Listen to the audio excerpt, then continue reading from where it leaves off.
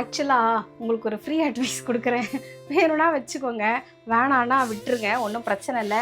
என் சொந்த அனுபவத்தில் சொல்கிறேன்.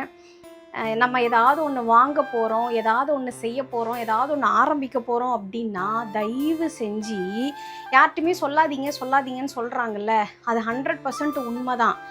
சொல்லாதீங்க, வாங்கிடுங்க, செஞ்சிடுங்க, அப்புறமா சொல்லுங்கள்.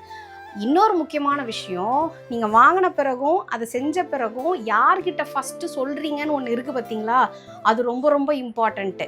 இது எப்படி நம்ம செஞ்சுட்டு சொல்கிறோமோ அதே மாதிரி சொல்ல போகிற அந்த நற்செயல், ஏன்னா உங்களுக்கு அது எதுவாக இருந்தாலும் நற்செயல் தானே. நீங்கள் ஒரு விஷயத்தை சாதிச்சிருக்கீங்க, வாங்கியிருக்கீங்கன்னா அது உங்களை பொறுத்த வரைக்கும் அது ஒரு பெரிய பாராட்டுக்குரிய ஒரு விஷயம் இல்லையா. ஸோ அதை யார்கிட்ட ஃபஸ்ட் நம்ம ரிவீல் பண்ணுறோங்கிறது இருக்குது.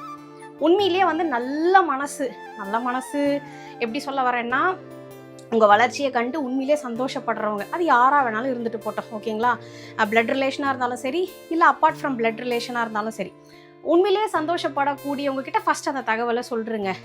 எதுக்கு எடுத்தாலும் அதில் ஒரு குறைய கண்டுபிடிக்கிறவங்க, நீங்கள் என்ன பண்ணாலும் அதில் ஒரு இக்கு வைக்கிறவங்க, ஏதாவது ஒன்று வாங்கிட்டேன்னு சொன்னால் ஐயோ இதையே வாங்கினேன், இதுக்கு பதிலாக இதை வாங்கியிருக்கலாமேன்னு சொல்கிறவங்க, இவங்ககிட்டலாம் தயவு செஞ்சு ஃபஸ்ட் அப்டேட் மட்டும் கொடுக்காதீங்க, சரிங்களா.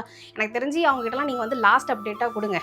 இதெல்லாம் நான் ஃபாலோ பண்ணி கடைசியில் ஏன்டா சொன்னோன்ற நிலைமைகள்லாம் ஆளாயிருக்கேன். அதனால் இப்போல்லாம் பார்த்தீங்கன்னா என் பர்சனல் லைஃப்லேயே சொல்கிறேன், எந்த அப்டேட் கொடுக்கறதே கிடையாது. எதுவாக இருந்தாலும் முடிச்சுட்டு தான் சொல்கிறது. ஏற்கனவே சொன்ன மாதிரி தான், ஃப்ளைட் இறங்குவேன், அதுக்கப்புறம் தான் ஏறுறேன்னே சொல்லுவேன். அந்த மாதிரி எல்லாத்தையுமே மாற்றியாச்சு. இப்போ நான் இதை சொன்ன உடனே உங்கள் மைண்டுக்குள்ளே டக்குன்னு அந்த கேரக்டர் ஃப்ளாஷ் ஆகிருக்கும், கரெக்டாக.